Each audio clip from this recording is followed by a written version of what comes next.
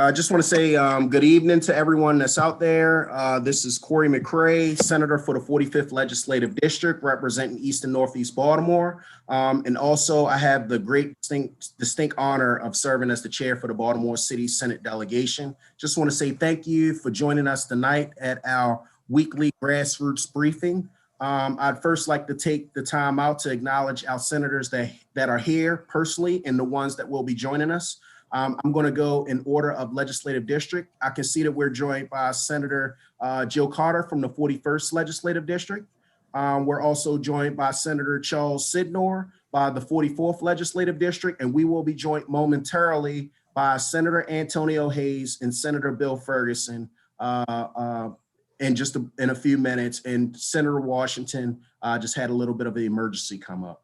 Over the past 2 months, we've had the opportunity to hear how the COVID-19 pandemic has affected our small businesses, our colleges, our universities, and housing security. Tonight, we will hear from Dr. Sonia Santelises, CEO of our Baltimore City Public Schools, and Ms. Diamante Brown, President of the Baltimore Teachers Union, about the state of education in our great city of Baltimore, including the reopening of schools in the era of COVID-19. We will hear first from Dr. Santelises, but before we get started, I'd just like to give everybody a brief preview of Dr. Santelises.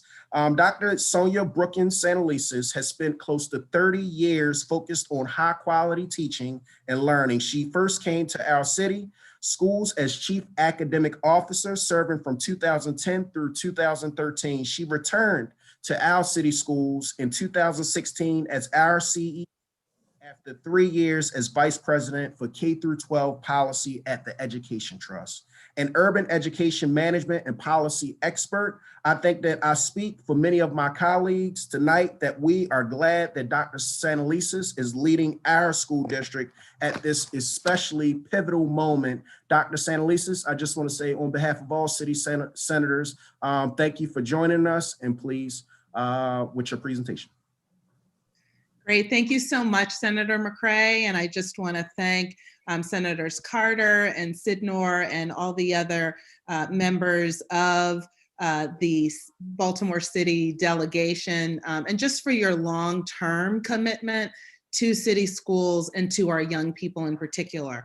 So I will dive right in, sir. We will get started with the presentation and just take about anywhere from 10 to 13 minutes just to provide some overview of where we are with our in-person schooling and really providing a safe option for city schools, parents, and families who do want to return in person. So Melissa, we can get started with the first slide. Great. So one of the things I think is important for the delegation, for the public to know, is that last week began the expansion of in-person learning. Within Baltimore City, we had 27 schools opened prior to last week for small group returns and targeted grade levels and student population. What you'll see listed here that I think is important for folks to know is that in addition to K2 on March 1st, that March 15th, families in grades 3 through 5 and grades 9 will have the option to return for in-person schooling. And then grade 12 will begin April 12th, which is the first day of the fourth quarter. We will be coming out shortly with information about other grades. I also think it's important to know that families will continue and do continue to have a choice to remain virtual if they choose. So return is not mandatory for families, and that choice does remain. Thank you, Melissa. I think the other piece that's important for our Senate delegation to know is that for grades kindergarten through 5, we have approximately 28% of city schools families, excuse me, that have opted to return. What you'll see with regards to different populations within city schools is that 16% of those students that want to return, those families who want the return option, are English language learners. And this actually exceeds the proportion of English language learners within city schools. And then in terms of returning, the other piece is 14% of students with disabilities within the elementary grades are also have also opted to return. And again, this exceeds the number of students. It doesn't exceed; it's about the same proportionally. When we look at the number of K through 5 students in the district, we are about 10%. Less Black students, from what I remember, want to return in person. So we have about a 10% gap there, but our 10% gap is a smaller gap than many urban school systems across the country that had Black students returning with the gap as large in some places as 25 or 30%.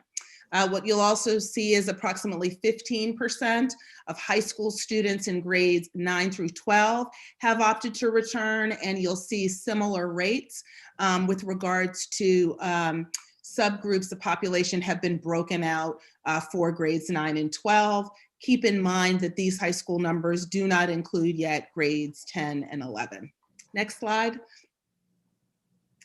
With regards to vaccinations, as of last week, we now have 100% of city schools employees have received invitations to sign up for a city schools coordinated vaccination.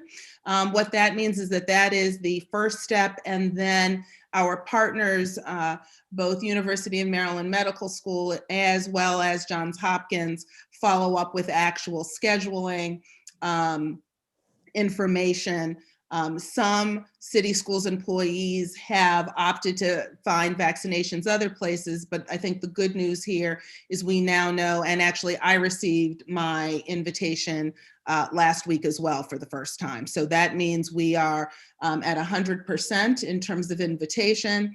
It does build on some of the process that we began early, and the prioritization within city schools that we established was a prioritization for city schools employees who had already been working in person. So we prioritized, unlike some other districts, we prioritized our food and nutrition workers, our custodians first, because those have been the people who've been out have been out in school since March.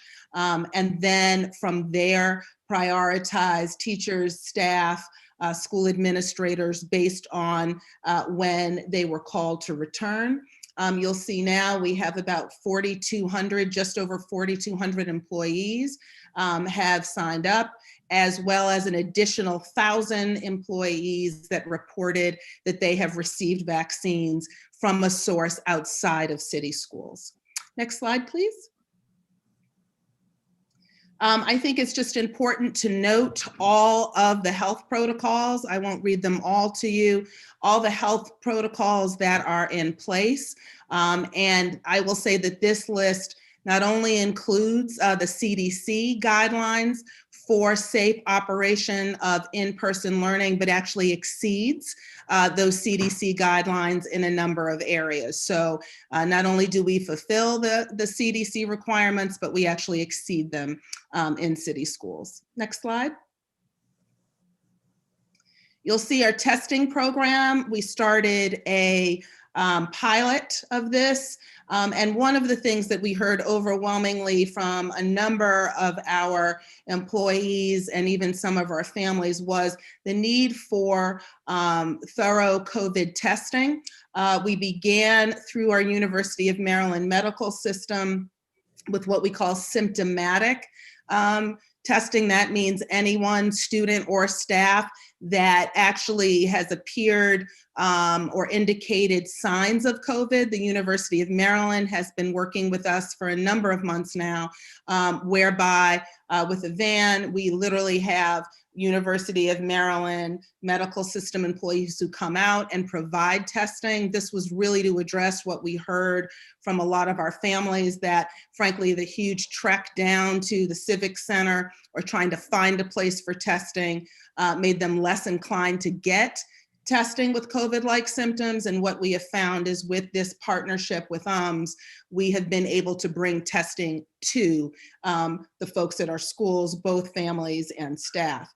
The large movement that we made within the last few weeks, real shout out to our team, is that Baltimore City expanded on this testing and has partnered with Shield T3 for the screening, regular weekly screening of high school students and high school staff, as well as Concentric by Ginkgo to institute pool testing.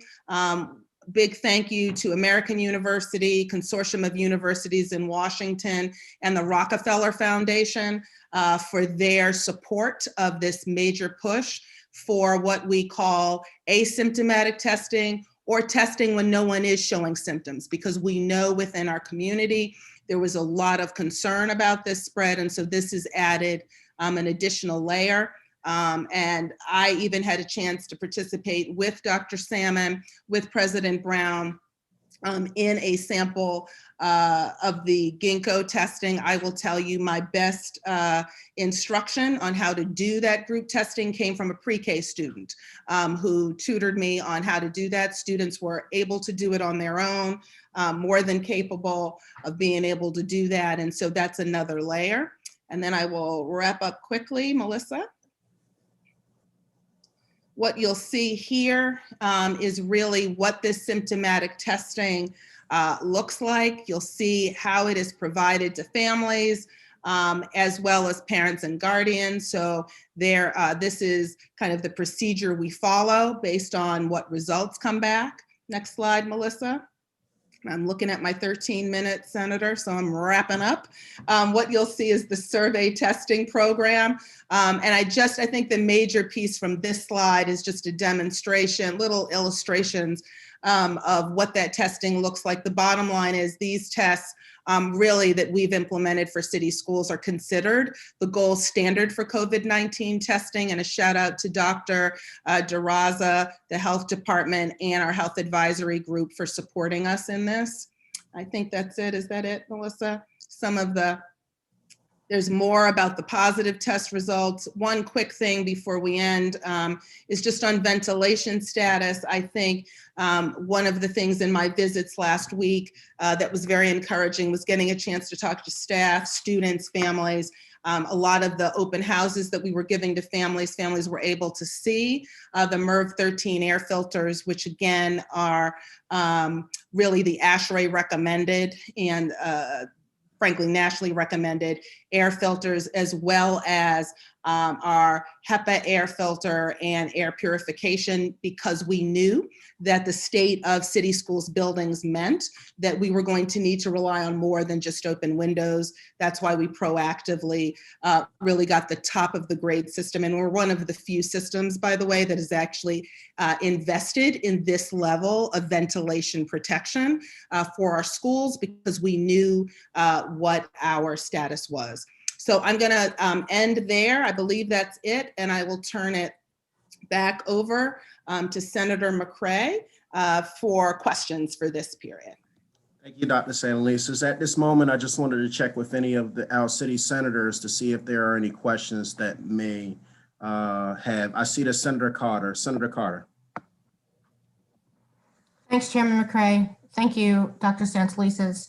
I do have a few questions regarding the protocol. So, here in the General Assembly, when we gather, we're limited to 2 hours at a time, being in one room or close together.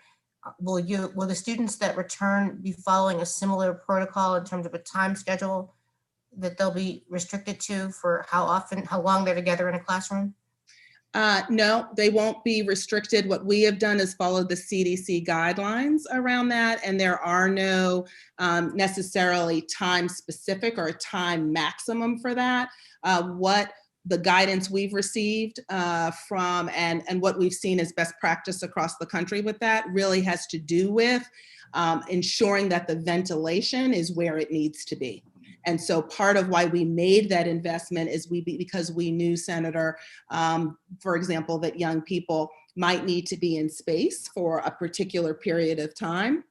But I will say schedules for students include mask breaks, do include students going outside for recess. As a matter of fact, some of the schools where the weather got a little better last week, a lot of young people spent time outside. And we do make sure that students, particularly at the elementary school level, are staying in what we call pods, which is the same small group of students and adults as much as possible, to make sure that where there are either cases of COVID-like symptoms or actual cases, that we have limited the risk of exposure by maintaining these small group pods. So the measures for schools look a little different than they might for the Senate, but we do make sure that we are providing that kind of time and that small grouping that really does support making sure that there's no spread.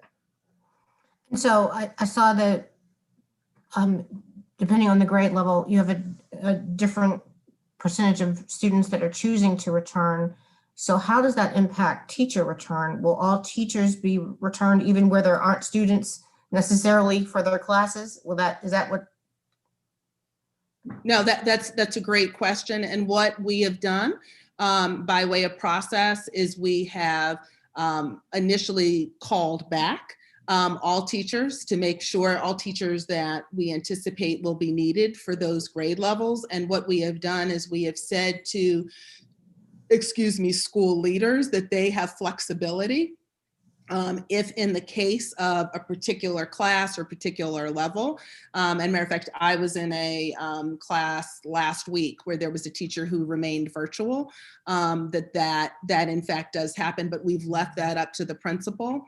One of the things that we have seen, Senator, from our experience with student learning centers and the 27 schools that opened, and you know this as well as I do, that with communities of color, communities with underinvestment of resource, that there's a longer road to trust building. And one of the things that we have seen with our experience over the past few months, and what principals are telling us even now and happened last week, is that the more that families see that we can do this safely, the more likely they are to return over a period of time. So we didn't kind of cut off enrollment, say, if you don't have it in by Monday, you can't come back, because we knew from a number of families they wanted to see. And so in that case, if there are more families who want to return, then we might, we've left up to the principal to be able to call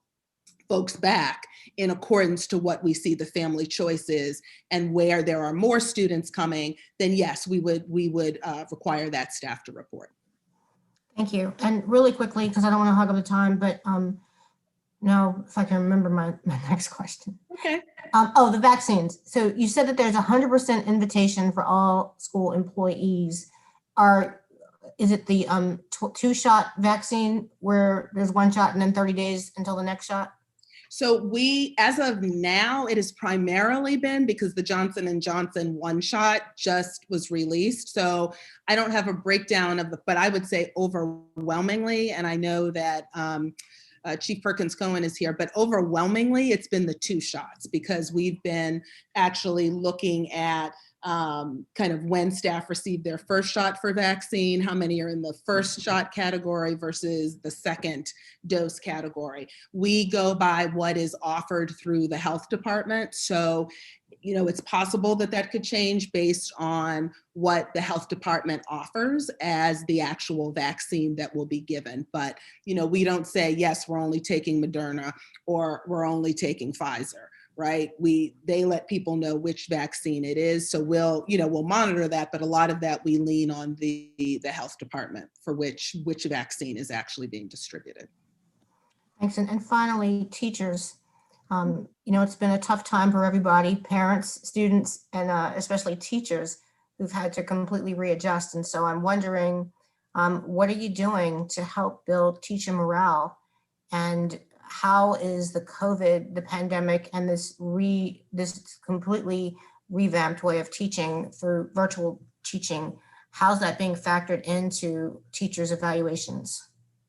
Yeah, so in terms of evaluations, one of the things we have said across the district this year, and one of the things I've been emphasizing with my messaging, has been grace, right? So we've had grace on deadlines. We've had grace on the use of our framework, which is the guide that we use, right, to assess instruction and other things, because it was made for live instruction. Some things are transferable, some things are not.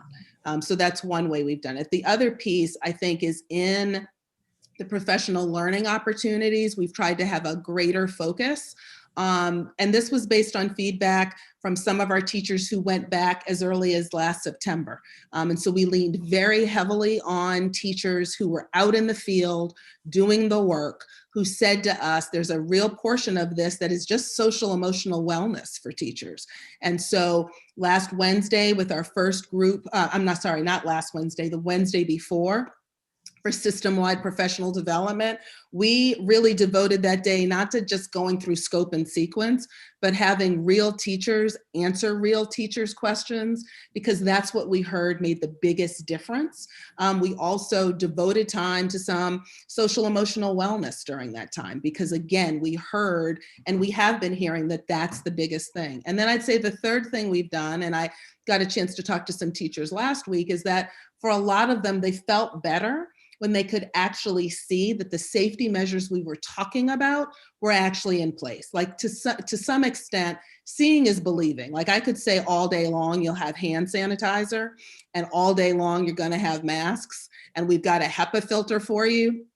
But it's not until you actually go in, see that what was promised was there, and in cases where it might be slow or not, you rectify it very quickly.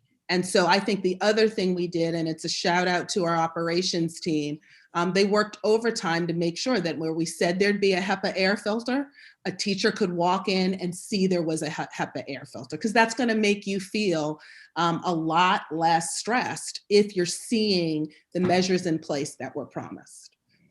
Right. How has the pandemic affected teacher retention, if at all?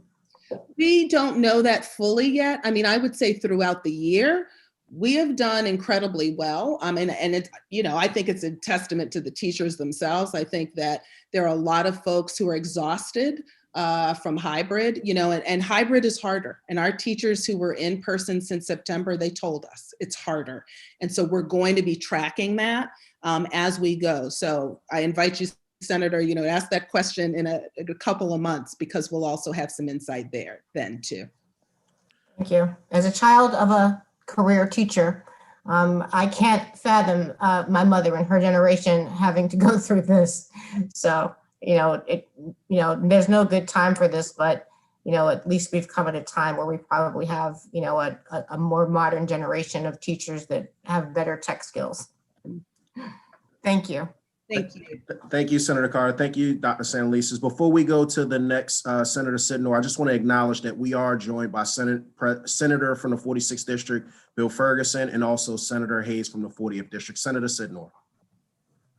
Thank you, and good evening again. One question that I had was with the students when they're in school.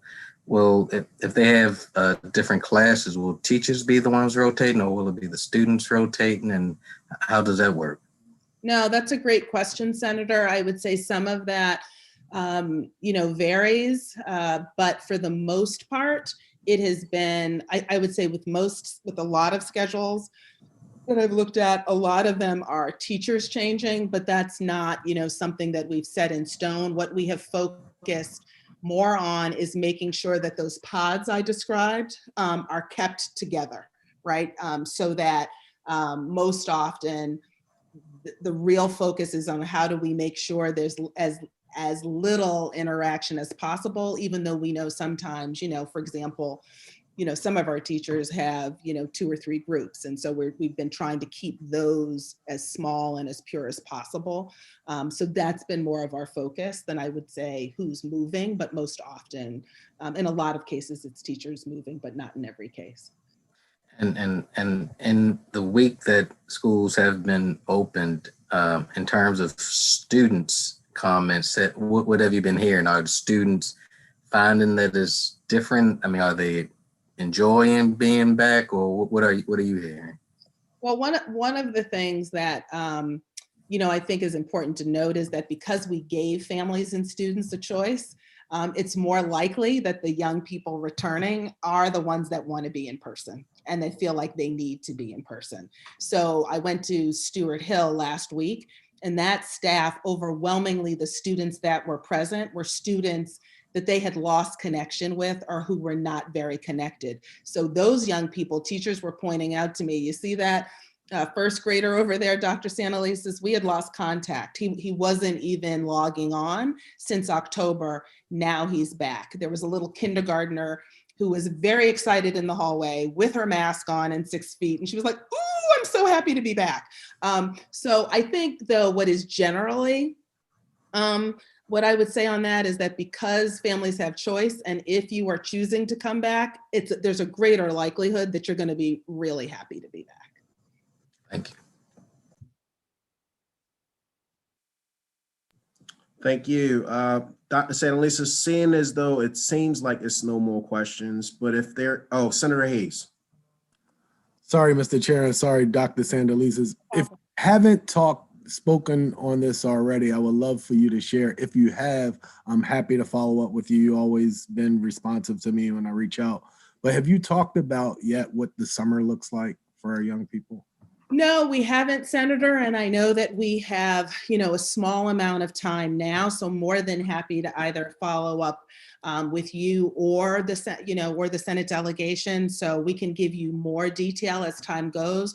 We're in the midst of beginning to plan that now. One of the things we do know, which is true from the state, is that there is heavy support for additional tutoring service for young people. One, we know that for high school students, the one-on-one tutoring kind of combined with mentoring has been seen to be the most effective, right? That's where young people gain the most ground. The other piece that we are looking at is really having, like, one of the things we're hearing from families is just the need to have kids, young people, get reacclimated to what going to school looks like, being in groups. I saw some of that last week with young people returning. Some of it is just, how do I get used to either doing school again or being connected to groups? So one of the things that I know Chief Davis and the team have been working on is, how do we make sure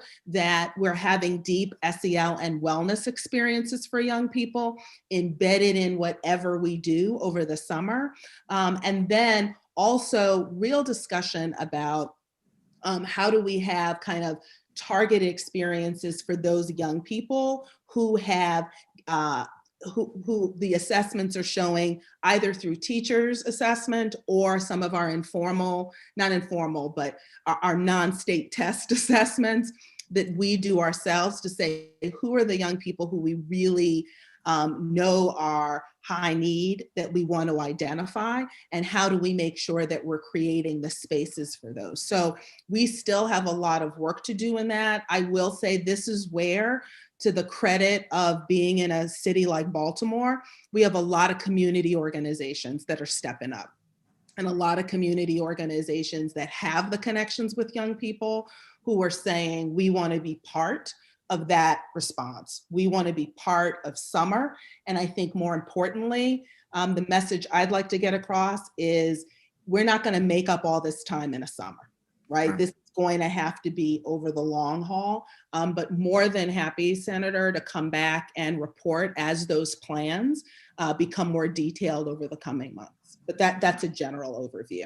No, thank you. And thank you, Mr. Chair. As you know, was caught up in the Executive Nominations Committee, but thank you for allowing me to ask that additional question. Appreciate it. Thank you. Yes, sir. Thank you, Senator. And Dr. Santalisa, we're going to move on to our next part of the segment. You can feel free to stay and join us. But at this moment, colleagues, I'd like to move on to Ms. Brown. Ms. Brown is president of the Baltimore Teachers Union, who now joins us. Mrs. President Brown is a native Baltimorean and a graduate of Baltimore City College High School. After graduating from the University of Michigan, she worked to get juvenile offenders back into the classrooms and on track to graduate. She has worked at the Youth Opportunity Academy, Renaissance Academy, and was most recently an English teacher at Booker T. Washington Middle School. In 2019, she secured a stunning victory to serve as the president of the Baltimore Teachers Union. President Brown, thank you for joining us tonight, and the floor is yours. Thank you for having me, Senator McCray. I want to also thank all of the other senators that are here and want to brief you on 3 issues: school walkthroughs, simultaneous teaching, and the student strike demands. So recently I met with Mayor Scott and the CEO, and we discussed the safe expansion of school buildings. And what I presented to them was that at this point, it's clear that all of the demands that we have been making are not going to be met prior to students returning back to buildings. We all know we still have ventilation upgrades that need to be completed. I don't think we're going to get public metrics that the community asked for, and staff members are definitely not going to be fully vaccinated, which means both doses of the vaccination in their arms plus the efficacy waiting period prior to returning, because that's already happened. And so in an effort to present another way that the district could build trust with the community while they still work on those other demands, we presented doing school walkthroughs. And so right now we are working on the checklist and walkthrough procedure that we would be using for these walkthroughs. And as we go back and forth, one of the union's concerns is that the district removed our request to have a school nurse or certified health professional assigned to a school, their designee, from the walkthrough team list. This is important to us as well as students and parents who have been consistently asking for school nursing staff to be more involved in safety protocols and decisions and implementation. Also, we are concerned that the district replace the full-time on-site nurse health aide language with city health department on the checklist. And so we'll just be meeting with the district in the future just to figure out what does that mean, who is assigned, because we want to make certain that once again that it is nursing staff and not just anybody from the city health department. And I'll also be meeting with Dr. Daraza at the City Health Department and Mayor Scott on March 10th. I also went on 2 school visits with the state superintendent, Dr. Salmon, and CEO, Dr. Santelises. We went to Walter P. Carter and William Packer. And one of the things that I wanted to make certain that we address is the wellness rooms at every school. Each wellness room is supposed to be set up for only 1 student to be in the wellness room at one time. And what I experienced at William Packer when I visited the wellness room was that it was set up for multiple students to be in a room at one time. And also it seemed like a staff member, and there was no window, not one you could open, which would be great, but even one that you could just see through for the staff member to be on the outside of the room to supervise the student, which is probably why it was set up so that they were in the room. And so the wellness room was not set up according to the district's health and safety guide. And so I think it's important that on the walkthroughs, these wellness rooms be checked to make certain that they are being set up according to the health and safety guide. And so next steps as far as walkthroughs is that we discuss with the district what verified spaces mean and what non-compliance address means for walkthroughs. Also that we collaborate with the district to create an orientation webinar for all walkthrough teams. So that way everyone's on the same page for implementation, possible outcomes, and also that we schedule the walkthroughs. I want to move on next to simultaneous teaching, which is a concern of several of my members, which are the BCPSS that include BCPSS instructional staff. We truly believe that this is a disservice to our students to have our attention diverted. I like to call it in room on Zoom or Zoom in another room, because essentially what's happening is that students are on laptops in a building. And this, what I've seen is this varies from school to school. And we don't think this is a great way to go about instruction. However, since the district has moved forward with this way of instruction, we do believe that it will be absolutely essential for the Wi-Fi strength to be at its fullest capacity in each classroom.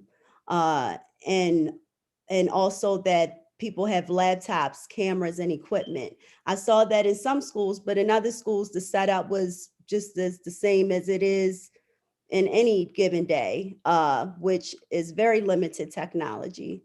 And when I went to these visits, what I noticed was it was different setups in different classrooms. So in one classroom, I saw that there were only 2 students physically in the classroom, and there were 18 students being taught virtually. The teacher was at their desk, and they were teaching on the laptop. The students were sitting at their desks looking at the laptops, and then you could see the students that were in the virtual classroom projected on the screen.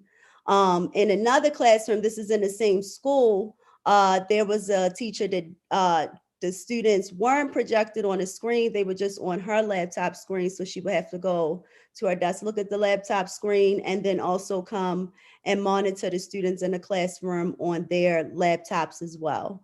I also saw a teacher teach where they stood in front of the board with the students projected on the screen and in front of the class, but the students on their laptops. And so although we are still holding all of our students to the same expectations, teachers to the same evaluative standards, the implementation and methodologies are different all across the board and being delivered in a lot of different ways, which we see as problematic. And also wondering if this and how does this address academic learning loss?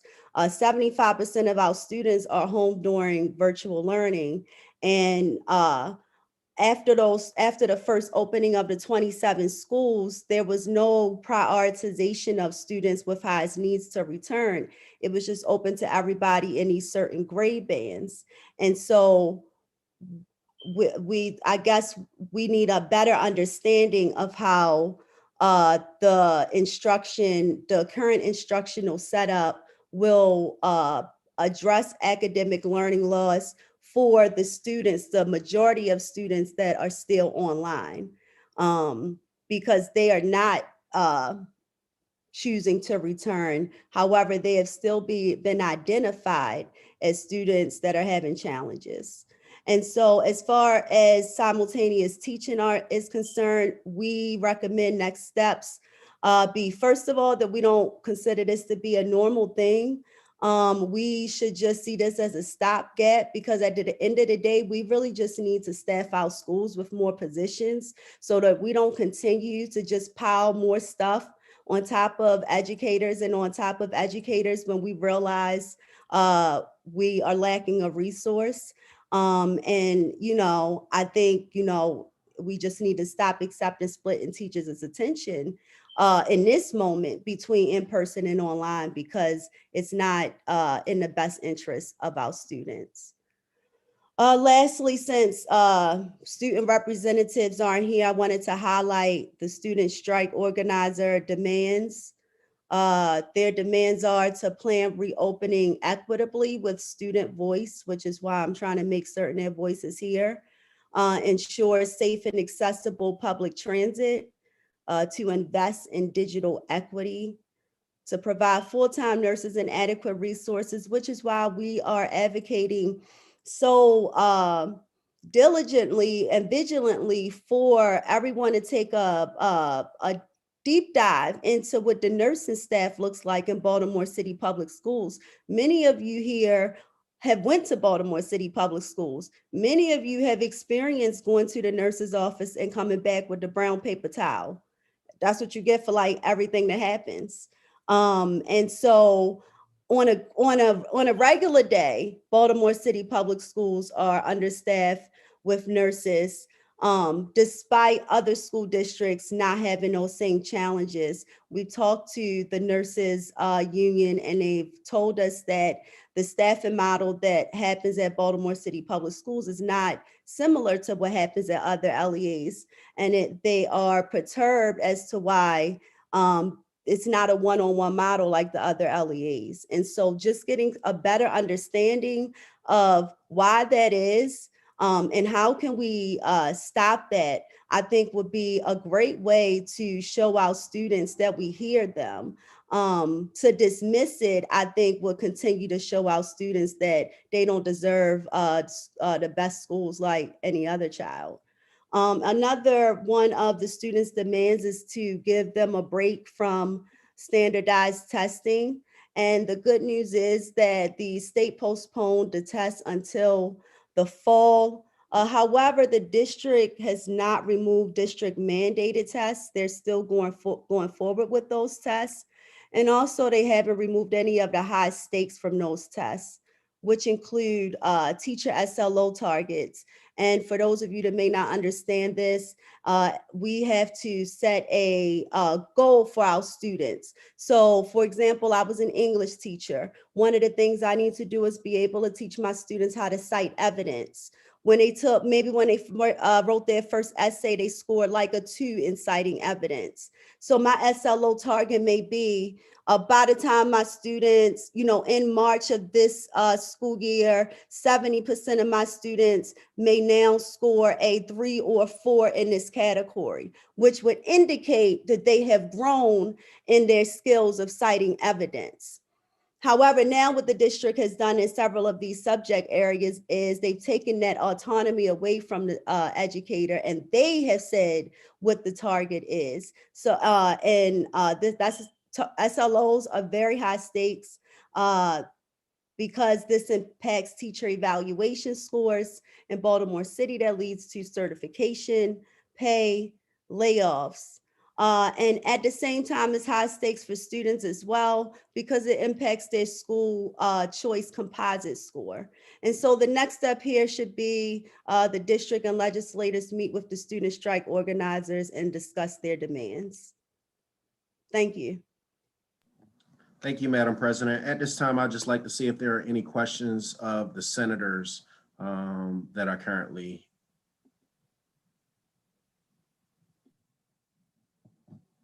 I did have a question that came from Facebook, Madam President, and I guess if we can get both of you all a comment on this one.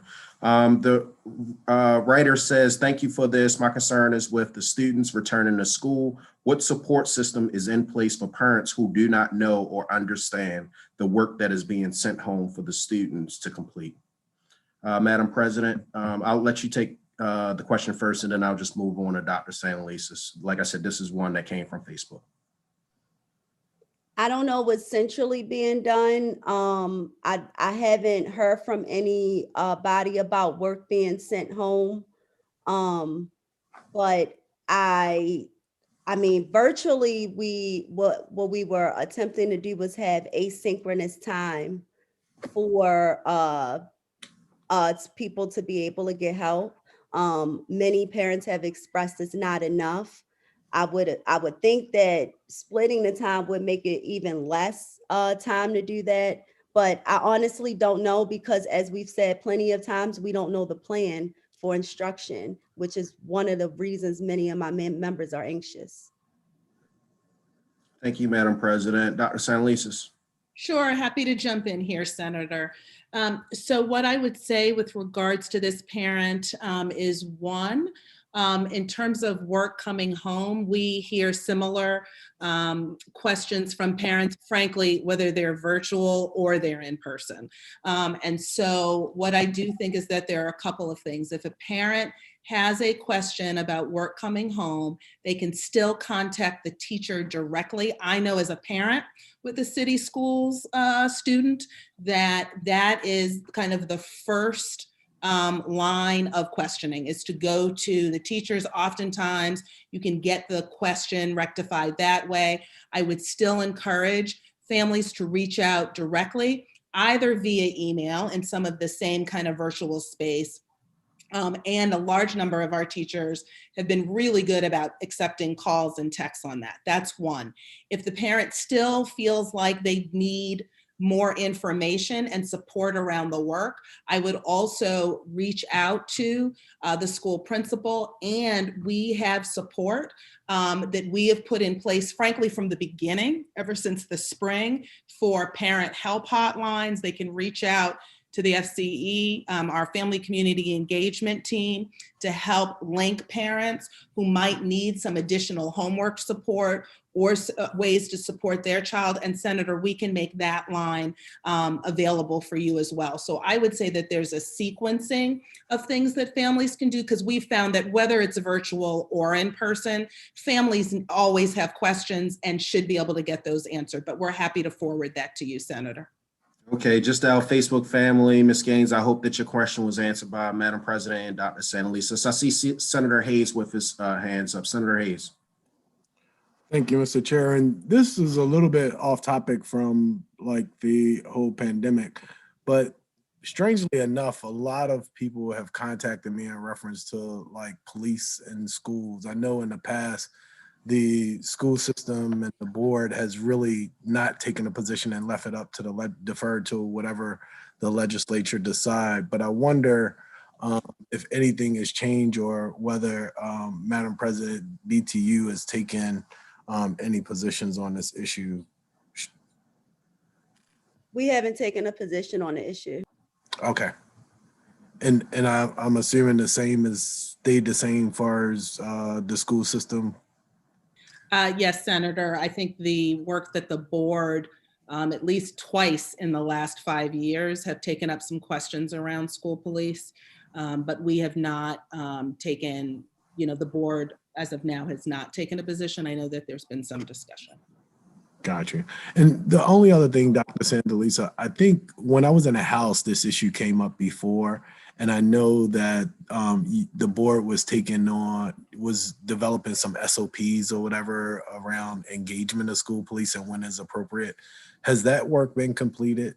Yes, it has. And actually, we've received both state and national recognition for that work. And a lot of it is because it is grounded in heavy training for school police. And a lot of that has happened under Chief Ham's watch. We have frankly revamped, and even in our communication with students and student feedback around officers is now very prominent in that deployment. But our SOPs actually have been recognized, like I said, because of the thoroughness and because it's really grounded in more relationship building and de-escalation. And our school police have actually had far more training than most SOPs, either in the state or nationally, particularly around culturally responsive interactions, child development, which is a huge issue. We know that young people of color, a lot of the SOPs do not protect them from kind of what what a number of people refer to as adultification, meaning you don't expect a 6-year-old little Black boy to actually respond like a 6-year-old. You expect him to respond as like a 10-year-old, which leads to, right, different kinds of interaction. So the SOPs that we developed take a very heavy developmental approach, because that was part of the charge we heard from our community. And we worked with an outside consultant on that because we wanted to make sure that we had a different lens of accountability. But more than happy to have Chief Ham reach out to you if you have more specific questions about those SOPs. But we've actually had a number of folks reach out to us to learn more about it because of the work that went into it. Excellent. Appreciate that. Thank you, Mr. Chair. Thank you, Senator Hayes. Just want to make sure before we close out that no more questions that we have from the respective senators before we get closing. Mr. Chairman. Senator from the 46th Legislative District, Bill Ferguson. Thank you, Mr. Chairman, and apologies. We had a pro forma session, so I had to jump in and out to get our last bills introduced for session. So they're now in. So I don't have a question. I actually just want to say thank you to Dr. Santelises and President Brown. And this has been a really extremely difficult time for everyone. And I heard on the beginning session, when we were starting session, the level of anxiety of senators coming into session was enormous, and there were enormous fears, and they were very valid. This is the middle of a once in 100-year pandemic, and so I just know the pressures of trying to figure out how to make it all work. And I just want to appreciate all the members of the BTU who are showing up and who are coming in. I know our kids start, or one of them starts on the 15th and is just beyond thrilled to try to get back.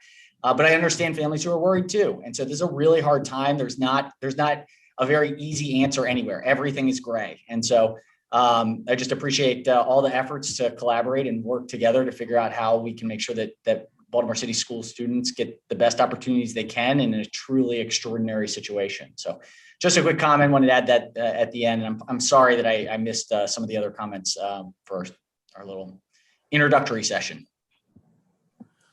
Thank you, Senator Ferguson.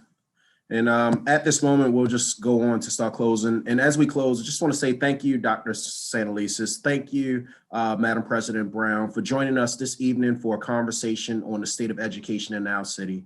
This school year, as Senate President Ferguson stated, is unlike any other in our history. And as school districts across Maryland, our country transition back to in-person learning, I just want to also say, as a father of 4 children, I know that these difficult circumstances, but firmly believe that if we all work together, we can meet the needs of our students, our family, and most importantly, our staff. As your state senators, we just wanted to say we really wanted to hear from you all. So please do feel free to continue to have this conversation by connecting with us on social media for the listening public. That's the Baltimore City delegation is on Facebook, on Instagram, Twitter. You may also visit us on the web, bcsdelegation.com.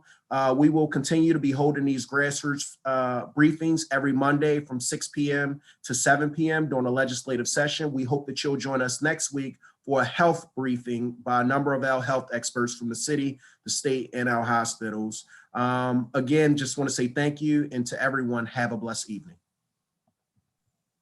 Thank you.